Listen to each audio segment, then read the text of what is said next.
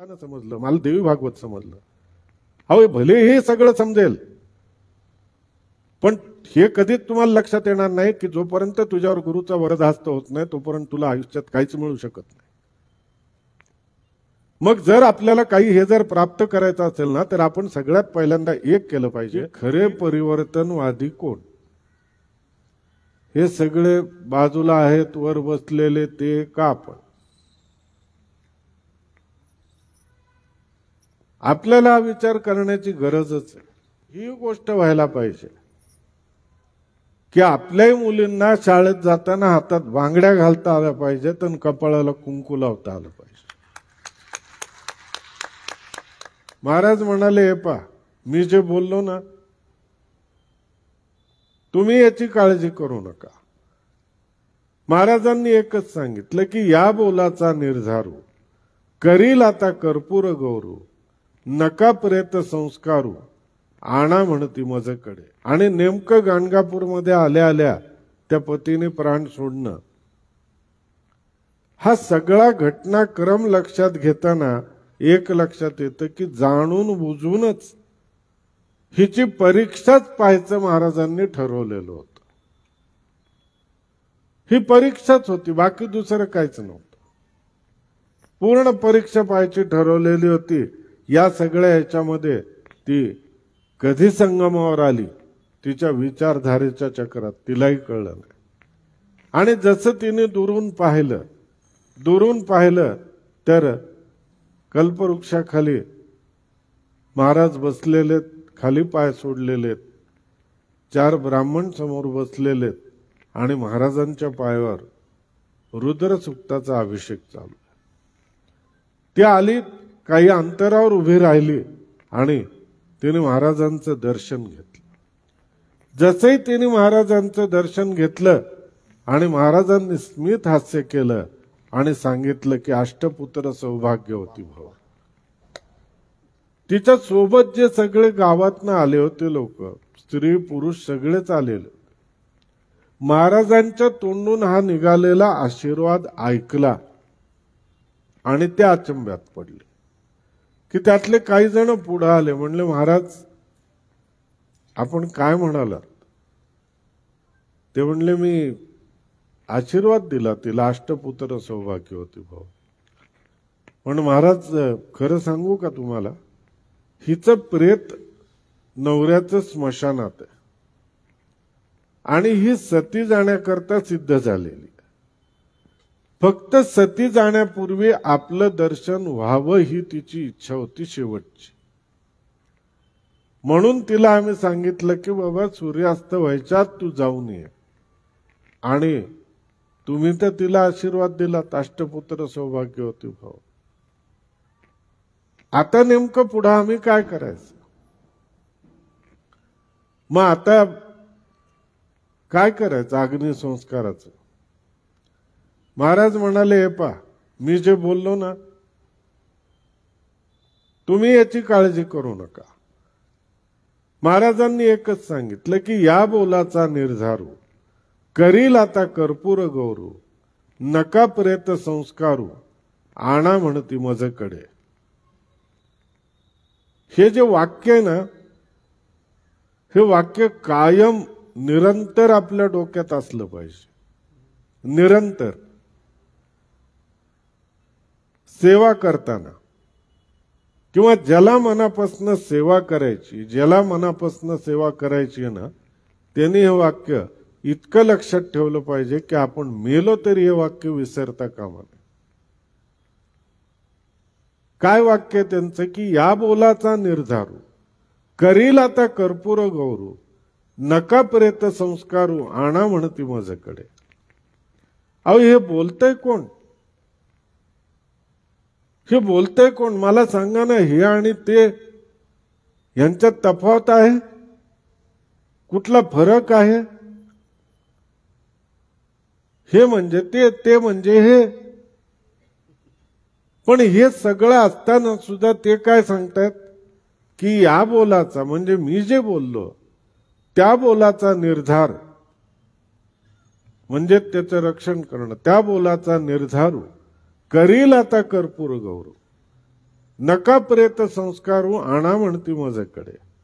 मला सांगा, याच्यापेक्षा अजून कुठली उच्च शिक्षा आपल्याला पाहिजे? याच्यापेक्षा अजून काय पाहिजे सेवा करताना? ह्याच्यापेक्षा कुठली मोठी अजून आपल्याला गाईडलाईन पाहिजे की सेवा करताना कसं असावं? अहो, सगळं करायचं पण स्वच्छ सांगून द्यायचं की माझा संबंध नाही, तो बुवा आहे. आणि इथं मी होतो म्हणून झालं, नाहीतर तुम्ही काय केलं असतं मी पाहिलं असतं. मला सांगा ना, आपल्याला शिकायचंय काय यातनं? आपल्याला नेमकं शिकायचंय काय यांच्या सगळ्यांच्या चरित्रातनं? गुरुचरित्र म्हणजे फक्त एवढंच नाही, सगळ्यांचं मिळून जे झालंय तेच सगळ्या गुरूंचं चरित्र आहे. मग या प्रत्येकातनं आपल्याला काहीतरी जर आपल्याला बोध घेता आला नाही तर उपयोग काय? आपण हा विचार करायला पाहिजे की जे स्वतःच ते तरी ते सांगतायत सगळ्यांना की नाही आता तुम्ही काळजी करू नका, ही जबाबदारी त्यांची आहे, तुम्ही प्रेत घेऊन या. हे ऐकल्याबरोबर गावातले जे असतात ते जातात आणि ते प्रेत घेऊन येतात. प्रेत आणल्यानंतर स्वामी महाराज सांगतात की बाबा एक काम करा, त्याला ज्या दोऱ्या बांधलेल्या आहेत ना त्या आधी सोडून टाका आणि हे जे चरणतीर्थ जे आहे ते न्या आणि त्याच्या अंगावर प्रोक्षण करा. ते चरणतीर्थ आणून ज्या वेळेला त्यांच्या अंगावर प्रोक्षण केलं जातं त्या प्रेताच्या, त्या प्रेतामध्ये धुगधुगी येते आणि तो जीवित होतो. तो जीवित होतो आणि तो आपल्या पत्नीला म्हणतो की अगं काय तुझी कमाल आहे ग, एवढी लोक इथं आलेली, तेवढी गुरु माऊली समोर बसली आहे आणि तू मला झोपेतनं उठवलं नाहीस, मलाही निद्रा अशी कशी लागली, मी छानपैकी झोपून राहिलो, तू तरी मला उठवायचं. ती धावत धावत आपल्या पतीकडे येते, घडलेला प्रसंग थोडक्यात सांगते. दोघं उठतात आणि साष्टांग नमस्कार घालतात महाराजांना. पण खरं सांगू का की त्याही वेळेला आपल्यासारखे होतेच, आजही आहेत, किंबहुना त्यावेळेला आपल्यापेक्षा सुद्धा सुधारित आवृत्तीचे लोक होते की जे तिथं होतेच, या प्रसंग बघायला उपस्थित होतेच. मग हे उपस्थित असलेल्यापैकी एकाने असं विचारलं की महाराज माझी एक शंका आहे. स्वामी महाराजांना विचारलं की माझी एक शंका आहे. स्वामी महाराज म्हणले विचार. तर तो म्हणला ब्रह्मलिखित सत्य का मिथ्य हे मला सांगा. स्वामी महाराज म्हणले की ब्रह्मलिखित सत्य, पण मी काय केलं आधीच, याच्या पुढच्या आयुष्यातलं 32 वर्षाचं आयुष्य हे मी आधीच सांगून या जन्मी याच्याकरता रिझर्व करून ठेवलेलं आहे.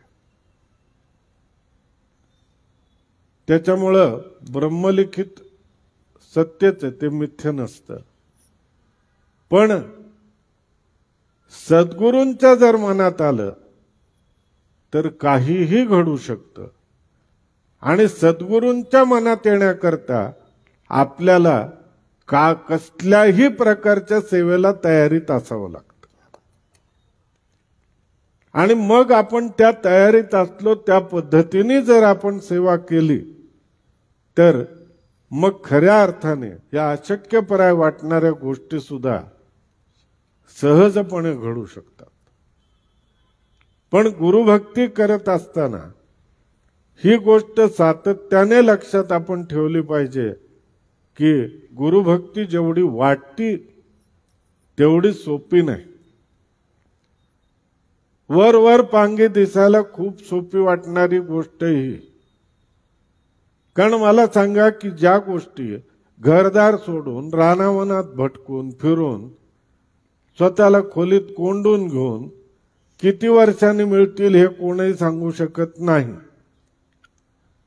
पण मी एक गोष्ट खात्रीपूर्वक सांगतो की आहे तिथं राहून आहे तिथं पडून काही करून सद्गुरूंची जर मनोभावे सेवा केली तर आपल्या आयुष्यात काहीही कधीही कुठल्याही क्षणी घडू शकतं. की ते कधीच त्याला रंकाचा राव करतील हे कळणार पण नाही. ते कधीही त्याला कुठलाही अधिकार देतील, कधीही काही करतील. आपण काल परवाच्या प्रसंगावरनं पाहिलं. जो नावाडी होता त्या नावाड्याला डोळे मिटल्याबरोबर त्याला काशी, गया, प्रयाग या त्रिवेणीचं स्नान करून परत 4 तासात 5 तासात परत आणलं. हे कशाचं लक्षण आहे?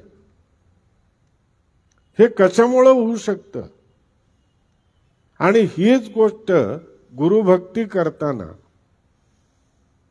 आणि सद्गुरूंची सेवा करताना आपण सातत्याने लक्षात ठेवलं पाहिजे की आपण करतो काय, आपण वागतो काय, आपण बोलतो काय. बोलणं आणि करणं याच्यामध्ये खूप फरक आहे. की आपण सहज एखादी गोष्ट म्हणणं वेगळं असतं आणि आपण त्या दिशेने प्रयत्न करतोय का हे आपल्याला पाहावं लागतं. अशी कैक उदाहरणं आहेत. म्हणून मी सांगतो की अध्यात्मात प्रवेश करताना किंवा अध्यात्मात प्रवेश केल्यानंतरही सद्गुरूंची सेवा करताना माझ्याकडे विद्वत्ता आहे, माझ्याकडे भाषेचं प्रभुत्व आहे, म्हणून मी काय करीन तर मी मोठमोठाले ग्रंथ काढीन, वाचत बसीन, हे करीन आणि मग मी त्याच्यावर वेगवेगळ्या चर्चा करीन, बाकीचं करीन की मला भागवत समजलं, मला फलानं समजलं. अहो भले हे सगळं समजेल पण हे कधीच तुम्हाला लक्षात येणार नाही की जोपर्यंत तुझ्यावर गुरुचा वरदहस्त होत नाही तोपर्यंत तुला आयुष्यात काहीच मिळू शकत नाही. मग जर आपल्याला काही हे जर प्राप्त करायचं असेल ना तर आपण सगळ्यात पहिल्यांदा एक केलं की संतांची चरित्राची वाचनाची सवय ही आपण स्वतःला लावून घेतली पाहिजे. आणि या चरित्रामधनं आपल्याला नेमकं कळत जातं की काय होतं काय नाही. 6 ते 7 वर्षाचं बाळ नरसोबाच्या वाडीला उभं आणि थोरले स्वामी महाराज येतात आणि त्याच्या डोक्यावर हात ठेवतात आणि फक्त इतकंच म्हणतात की हा आजपासनं माझा, हा आजपासनं माझा. तर हे बाळ म्हणजे कोण पुढे झालं? हे बाळ म्हणजे पुढे झालेलं की जी आज आपण दत्तभावनी म्हणतो ते रंगावधूत महाराज, की त्याच्यानंतर त्यांची आणि मोठ्या महाराजांची आयुष्यात कधीही गाठभेट नाही, कधीही गाठभेट नाही. न महाराजांनी त्यांचा कान फुंकलेला नाही. अहो फक्त त्याला जर कृपा करायची असेल तरच या सगळ्या गोष्टी शक्य होतात. की ज्या रंगावधूत महाराजांनी काय केलं, थोरल्या स्वामी महाराजांनी जर दत्तभक्तीचा पाया जर रोवला असेल तर त्याचा कळस जो चढवला गुजरातमध्ये तो रंगावधूत महाराजांनी. गुरुभक्ती करता किती कष्ट करावे लागतील, काय करावे लागतील याची आपल्या मनात तयारी पाहिजे आणि ती तयारी करत करत आपण पुढे चाललं पाहिजे. गुरुसेवा करताना आपण बाकी सगळ्या गोष्टी बघतो. आपण हे जे सगळे फोटो बघतो या फोटो मधलं प्रत्येकाचं वेगवेगळं वैशिष्ट्य आहे. आपण साईबाबांचा विचार करू 2 मिनिटं. साईबाबांनी स्वतःच्या आयुष्यामध्ये एकाचाही कान फुंकलेलं नाही. साईबाबांनी एकालाही आपला शिष्य करून घेतलेलं नाही. मंत्र देऊन. पण असं असतानाही आज सगळं जग साईबाबांना गुरु म्हणून मानतंय. गुरुतत्वाचा याच्यापेक्षा सगळ्यात मोठा आविष्कार अजून कोण पाहिजे की ज्यांनी कोणालाही अनुग्रह दिलेला नाही, पण अख्खं जग त्यांना गुरुस्थानी मानतं. त्यांच्या ज्या वेळेला मनात येते ना त्यावेळेला ते काहीही करू शकतात. पण ती कृपा संपादन करण्याकरता मात्र आपल्याला कसोशीने प्रयत्न करावे लागतात. आणि ते कसोशीने प्रयत्न करताना खूप सावध असावं लागतं. आणि जर आपण सावध नसू तर आपली प्रगती होत नाही. भलेही आपण त्यांच्या जवळ राहू, त्यांच्या जवळ वावरू, त्यांच्या ताटात जेवू, त्यांच्या अंथरुणात झोपू, पण आपल्याला हे कळणार नाही की आपण आहे तिथंच राहू, की आपण पुढे जाऊ शकणार नाहीत. आणि जर पुढे जायचं असेल, आपल्याला काही करायचं असेल, तर आपल्याला मात्र मनाची तयारी ठेवणं नितांत गरजेचं. तर स्वामी महाराजांनी सांगितलं की नाही, तो आहे तो करेल. आणि त्या निंदकांना म्हणजे आपल्यालाही त्यांनी सांगितलं की मी आधीच याचं पुढचं आयुष्य मागून घेतलेलं. हा सगळा प्रसंग झाल्यानंतर त्या पती पत्नीला मनस्वी खूप आनंद झाला. आणि मग त्यांनी असं ठरवलं की चला आता उद्याला आपण खूप मोठी अशी समाराधना महाराजांना करूया. आणि मग काय झालं, दुसऱ्या दिवशी त्यांनी खूप मोठी अशी चांगली समाराधना केली. आणि मग मात्र या दत्तच्या पत्नीने महाराजांना शंका विचारली की महाराज, मी एक सांगू का की ज्या क्षणी मी या गाणगापूरला आले आणि आल्यानंतर असं असं झालं, त्यावेळेला एक योगी तिथं आले आणि त्यांनी मला सगळा उपदेश केला. आणि सगळा उपदेश केल्यानंतर मग त्यांनी काय केलं, मग मला त्यांनी असं सांगितलं की एक काम कर की तू सती जर जाणार आहेस तर मी रुद्राक्ष देतो. आणि हे जे रुद्राक्ष आहेत ना, तू त्याच्या कानात गळ्यात असे सगळीकडे घाल. आणि मग मी काय केलं की श्रद्धेने ते सगळे रुद्राक्ष बांधले. पण मला हे नेमकं कळत नाहीये की ते आलेले कोण होते. ते आलेले कोण होते हे मला अजूनही कळलेलं नाही. तर कृपा करून मला सांगा. तर महाराजांनी, स्वामी महाराजांनी स्मित हास्य केलं आणि तिला सांगितलं की तुझी धर्म परीक्षा घेण्याकरता मीच आलो होतो, दुसरं कोण नव्हतं.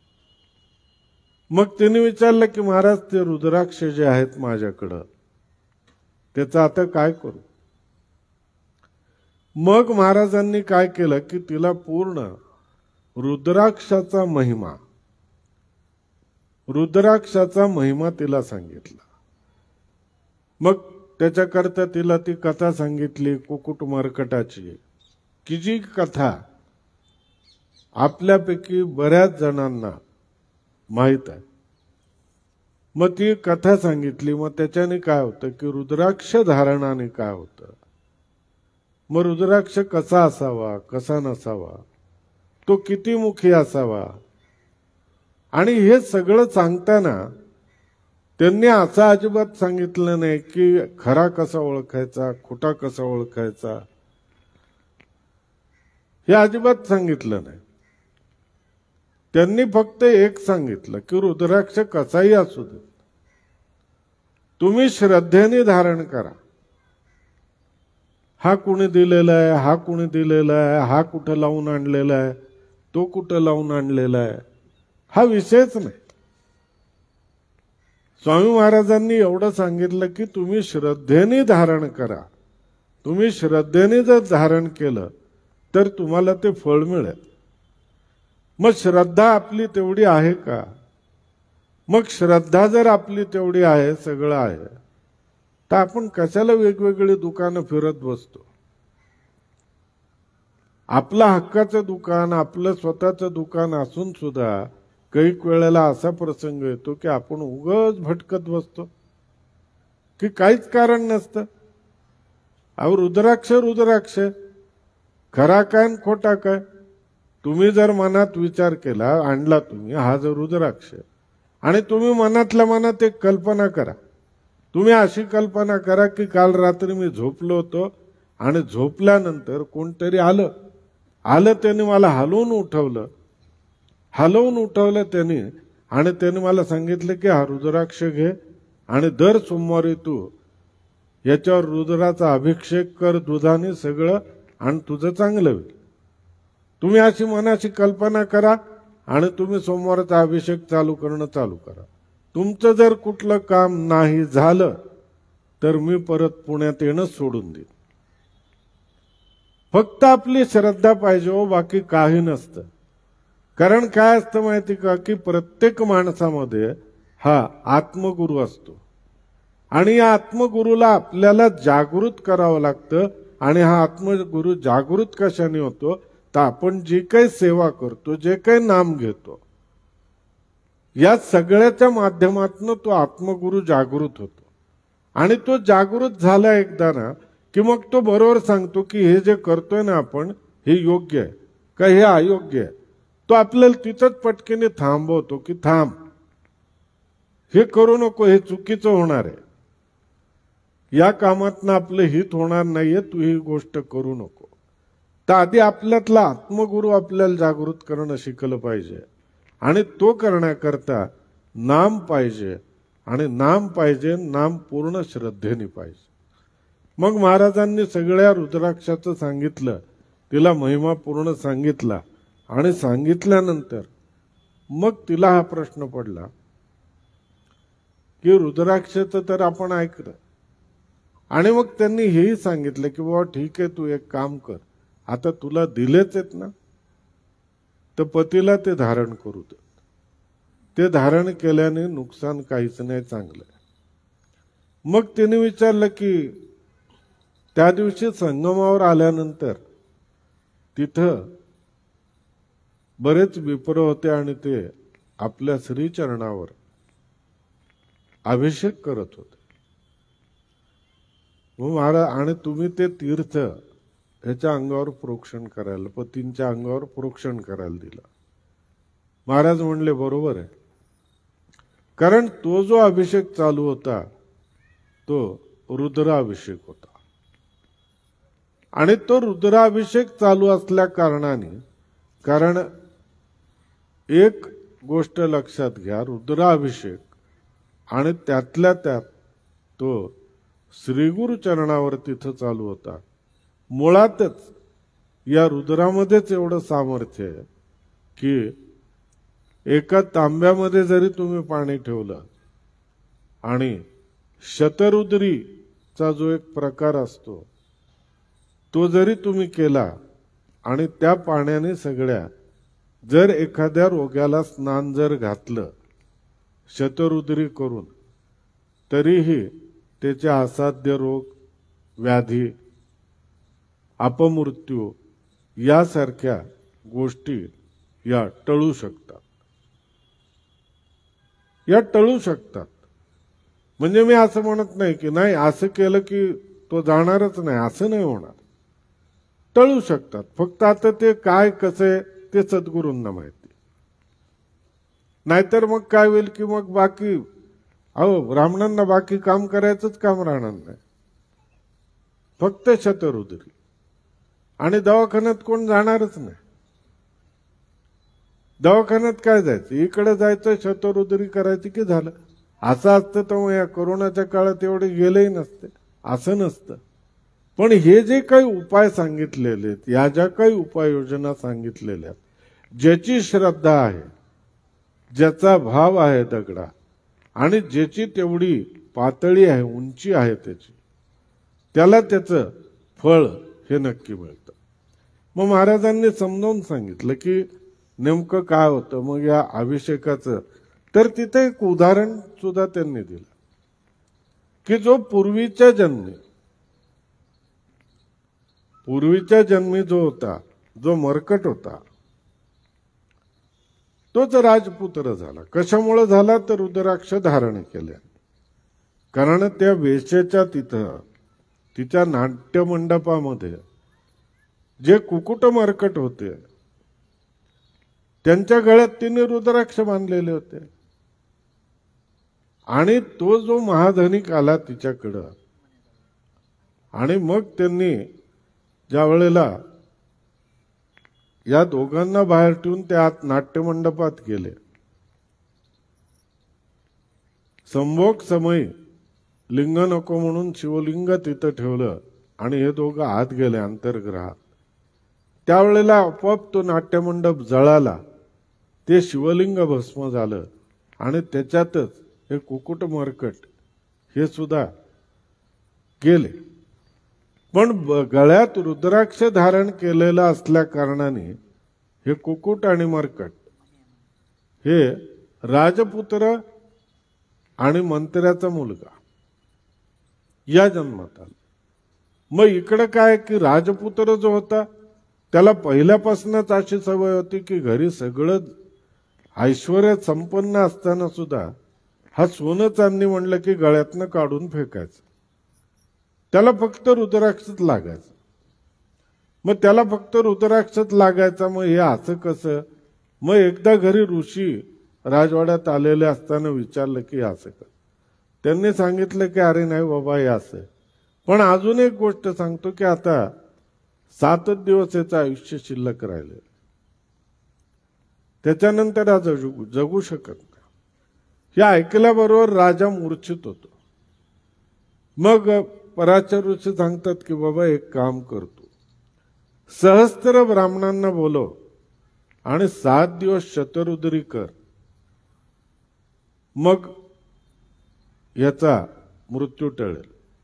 त्यानुसार तो तात्काळ सगळ्यांना बोलवतो, शतरुद्री चालू करतो. आणि 7व्या दिवशी ज्या वेळेला अशी वेळ येते की यमदूत याला घ्यायला येतात, त्यावेळेला शिवदूत तिथं आडवे जातात आणि यमदूतांना पळवून लावतात. आणि मग याचं आयुष्य पुढं वाढतं. मग या रुद्राचं महत्व आहे, रुद्राक्षाचं महत्व आहे. मग ही अशी सगळी दोन्ही माहिती या अध्यायातनं आपल्याला 33 आणि 34 मध्ये पाहायला मिळते. मग हे सगळं झाल्यानंतरही आता हे दोघंही त्या गाणगापूरला राहत असतात आनंदाने. गाणगापूरला राहणं असतं. पण मग दुसऱ्या दिवशी हे परत दर्शनाला येतात. आणि दर्शनाला आल्यानंतर मग ही विचारते, महाराज म्हणतात चला आता सगळे की आता तुम्हाला काही काळजीचं कारण राहिलेलं नाही. आई वडील सासू सासरे तुमची वाट पाहत असतील तर तुम्ही आता निघायला हरकत नाही. ती म्हणते महाराज आम्हालाही हेच विचारायचं होतं, पण तरीही जाताना असं वाटतंय की आपला उपदेश मला मिळावा, की आपला उपदेश जर मला मिळाला ना तर माझं आयुष्य खरंच सार्थकी लागलं असेल, की जेणेकरून इथून गेल्यानंतर मला ती सेवा सातत्याने ठेवता येईल. महाराज हसतात. महाराज म्हणतात हे पहा, मंत्र उपदेश हा स्त्रियांना नाही. स्त्रियांना काय तर फक्त पतिसेवा हा उपदेश स्त्रियांना. कारण त्यावेळेचा अनुसरून त्यावेळेला ही पद्धतच अशी होती की त्यावेळेला स्त्रियांना मंत्र उपदेश नव्हता.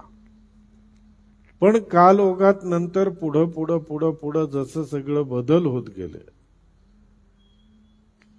तसे बदल पुढं होत होत होत होत स्त्रियांना आज मंत्रसेवा प्राप्त झाली, की अनुग्रह मिळायला लागला. मग अनुग्रह मिळायला लागला. मग परत एकदा आपल्याला हाच विचार करावा लागतो की खरे परिवर्तनवादी कोण? हे सगळे बाजूला आहेत वर बसलेले ते का आपण? आपल्याला विचार करण्याची गरजच आहे की आपल्या घरातले वाडवडील असू देत किंवा आपण असू देत किंवा बाकी कुणी असू देत, आपल्याला हा विचार करावाच लागतो की खरे परिवर्तनवादी ते आहेत का आपण? त्यांचं परिवर्तनवाद असा आहे संतांचा की ते योग्य विचार करून, ते त्रिकालज्ञ असल्या कारणाने ते योग्य विचार करून त्यानुसार ते परिवर्तन घडवतात. आणि आपल्या बाबतीत असे की आपलं परिवर्तन हे आपल्या मनावर आणि आपल्या तंत्रावर अवलंबून असतं. आपल्या मनात आलं तर सगळं खरं, नाहीतर बाकी काहीही खरं नाही. मग जे आहे ते आहे. पण हे जे आपलं बेगडी परिवर्तन आहे,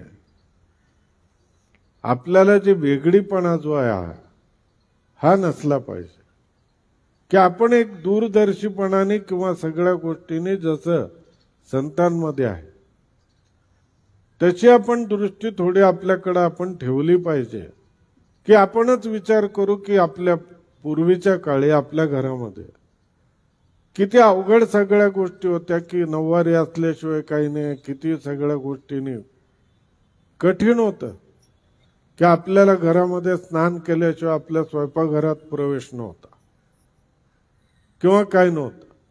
पण आज काय परिस्थिती आहे किंवा आपल्या घरामध्ये जर कोण गेलं तर आपण ते 10 दिवस कशा रीतीने पाळत होतो आणि आज आपण नेमकं कशा पद्धतीने त्या 10 दिवसात आपल्याला सामोरं जावं लागतं.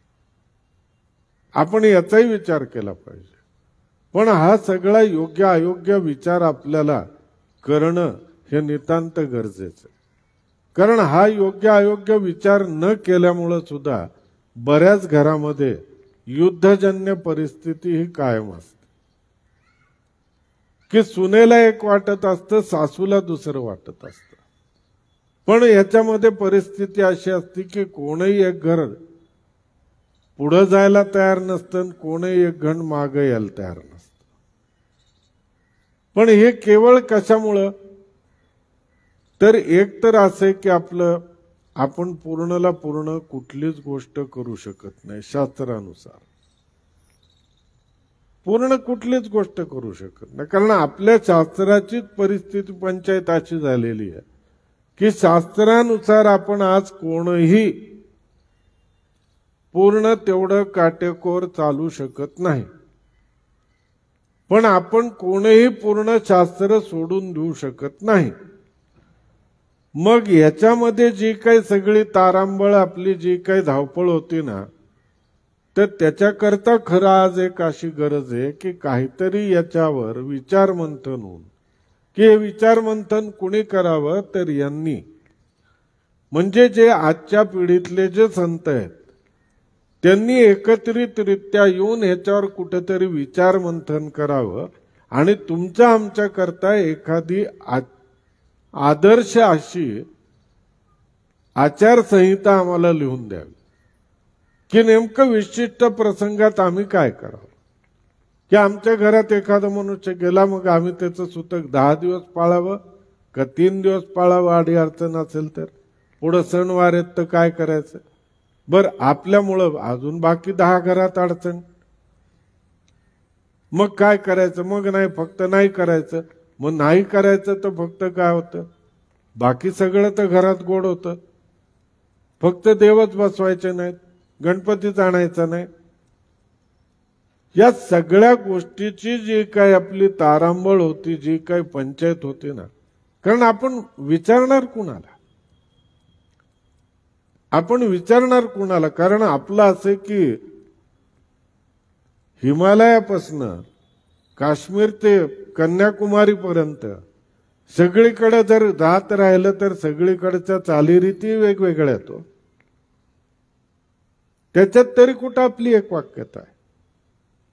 त्याच्यातही नाही. कारण कसं होतं की आज जर समजा आपण इकडनं गेलो आपण इकडे खाली दक्षिणेत गेलो, आपल्याला एकादशी आहे. एकादशी म्हणल्यावर तिकडे काय खाणार? तिकडे पुरी असती, भाजी असती. आपल्याला पाहिजे भगर किंवा साबुदाणा. मग इकडं आपण खाली हिमालयात आलो तर खिचडी असती, पण त्याच्यात मोहरी असती, त्याच्यात कढीपत्ता असतो. मग आपण काय खाणार? अहो, हे तर लांब राहिलं. आपण आपल्या प्रांतापुरता जरी विचार करायचं म्हणलं ना, तरी सुद्धा इतकी याच्यात भिन्नता आहे. ती भिन्नता ऐकूनच आपल्याला डोकं गरगरतं. आज महाशिवरात्र सोमवार आहे, भगर चालणार नाही. एकादशी आहे, भगर चालेल. आज चतुर्थी आहे, भगर वर्ज. मला सांगा ना, म्हणजे नेमकं ऐकायचं कुणाचं, करायचं काय आणि चालायचं कसं? हे जर सगळं कुठंतरी दूर गेलं पाहिजे. आणि हे दूर जाण्याच्या हिशोबाने सांगते कोण? कोणच सांगत नाही. आणि ज्याला आपण जाणते म्हणून त्याच्याकडे जातो ना, तर त्याच्याकडे मात्र एक इतका मोठा ग्रंथ तयार असतो. त्या ग्रंथाचं नाव असे की सवडी शास्त्र. तो त्याच्यानुसार तुम्हाला सांगणार, त्याची वेळ पाहून तो सांगणार की हा मुहूर्त सर्वोत्तम आहे. बाकी काय नाही, कारण आपण त्या खोलात शिरत नाहीत ना. ही आपली शोकांतिका. आणि ही अशी अवस्था का होती माणसाला प्राप्त, त्याचं कारण मी सांगतो की आपण आपला आत्मगुरु जीवित करीत नाही. आणि ज्या वेळेला आपण आपल्या मनातला आत्मगुरु जीवित करू ना, त्यावेळेला आपल्या आत्मगुरु आणि आपल्या गुरूंची गाडजोड पडती. आणि मग जो आपण काही निर्णय घेऊ ना बिनदिक्कत, त्या निर्णयाला कुठलीच बाधा येत नाही, काहीच होत नाही. मी अगदी तुम्हाला स्पष्ट आणि मोकळेपणाने एक उदाहरण देतो की ज्याच्यामध्ये की आपण हा विचार करायला पाहिजे की आपण कुठलीही गोष्ट करताना आपण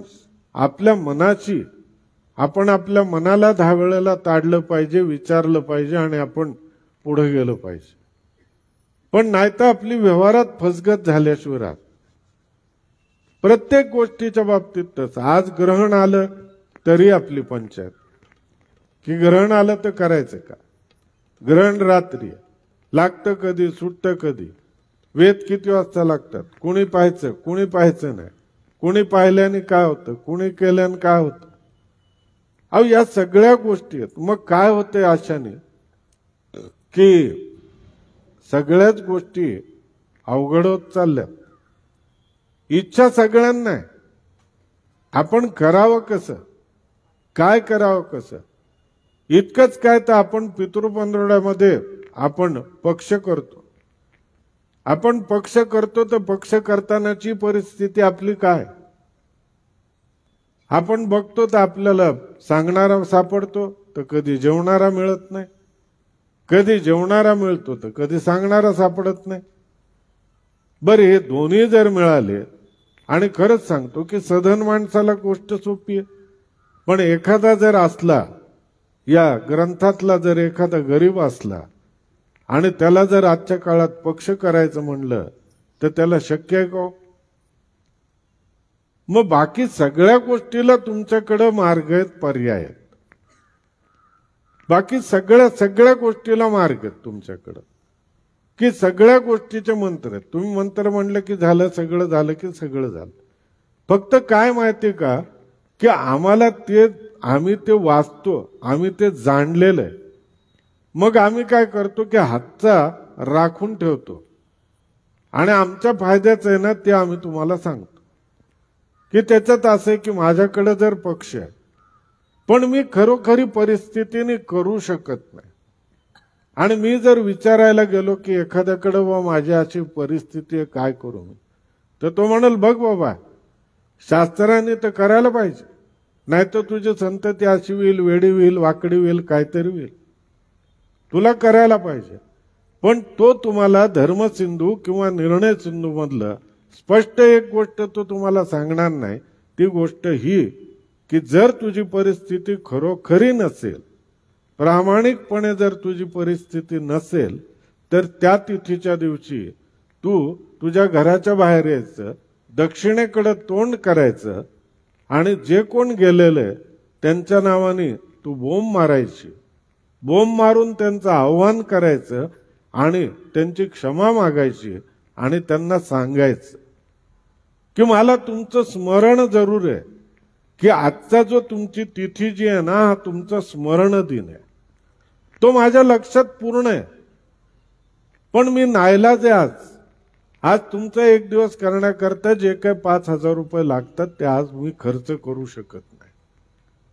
तर मी तुमचं स्मरण केलं याच्यावरच तुम्ही गोड माना आणि या तुमच्याच पिढीतल्या लेकरांना कुठला अपाय करू नका. तुम्ही एवढं जरी केलं ना तरी त्या दिवशी असलेलं पक्षही तुमचं पूर्ण फळाला जातं आणि श्राद्धही पूर्ण फळाला जातं. पण हे सांगतंय कोण कुणाला? शास्त्रामध्ये या सगळ्या गोष्टी आहेत, पण सांगेल कोण? सांगेल त्याचं दुकान बंद होईल. आज अडचण ही झाली आहे. म्हणून मी कालही म्हणलो, परवाही म्हणलो की धर्माच्या नावाखाली जे काही सगळ्या दुकानदाऱ्या, जे काही सगळे व्यापार चालले, मग या सगळ्या गोष्टीला बोलायचं कोणी? तर या सगळ्या गोष्टीवर बोलायचं संतांनी. आणि संतांनी या सगळ्या गोष्टीवर बोलायचं. म्हणूनच आपण ज्या वेळेला तत्वरूपाने एकत्र यायला सुरुवात होऊ त्यावेळेला यातल्या प्रत्येकाला लक्षात येईल की नाही बाबा, हे आता तत्वरूपाने एकत्र यायला लागलेत किंवा हे ग्रंथाला गुरु मानायला लागलेत, त्यावेळेला कुठंतरी आपल्या दुकानदारीवर गदा येते. त्यावेळेला आपण कुठंतरी एकत्र येऊ आणि काहीतरी करू. मला सांगा की ज्या उद्देशाने, माफ करा मी थोडंसं स्पष्ट बोलतो या विषयात, आणि जे बोलतोय ते मी बोलत नाहीये, की ज्या उद्देशाने आद्य शंकराचार्यांनी 4 पीठाची स्थापना केली, ज्या उद्देशाने स्थापना केली, तेव्हा ज्या उद्देशाने स्थापना केली त्या दिवसापासून आज तागायत मला कोणीही सांगा की हे 4 पीठाचे शंकराचार्य एकत्रित एका जागेवर आले. कधीतरी एका जागेवर ह्या आलेत का? एका व्यासपीठावर आलेत का? हे कधीही आलेले नाहीत. का आलेले नाहीत? तर त्याच्यानंतर जो चालू झाला तो साम्राज्यवाद. तो साम्राज्यवाद चालू झाला. तुम्ही आम्ही आपण सामान्यातले सामान्य भक्त.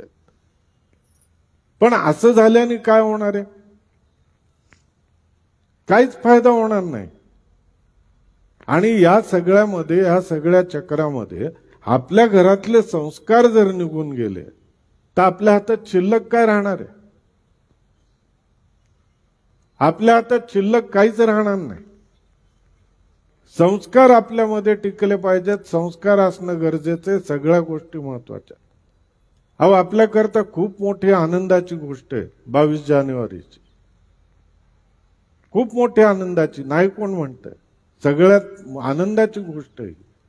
आणि ज्या वेळेला असंच कधी होईल ना, समान नागरी येईल ना, त्या दिवशी ही गोष्ट व्हायला पाहिजे की आपल्याही मुलींना शाळेत जाताना हातात बांगड्या घालता आल्या पाहिजेत आणि कपाळाला कुंकू लावता आलं पाहिजे. पण नाही, आज दुर्दैव आहे. आज प्रत्येकाला कशाची ना कशाची लालसा आहे आणि या लालसेपायी आज सगळं कुठेतरी चाललंय.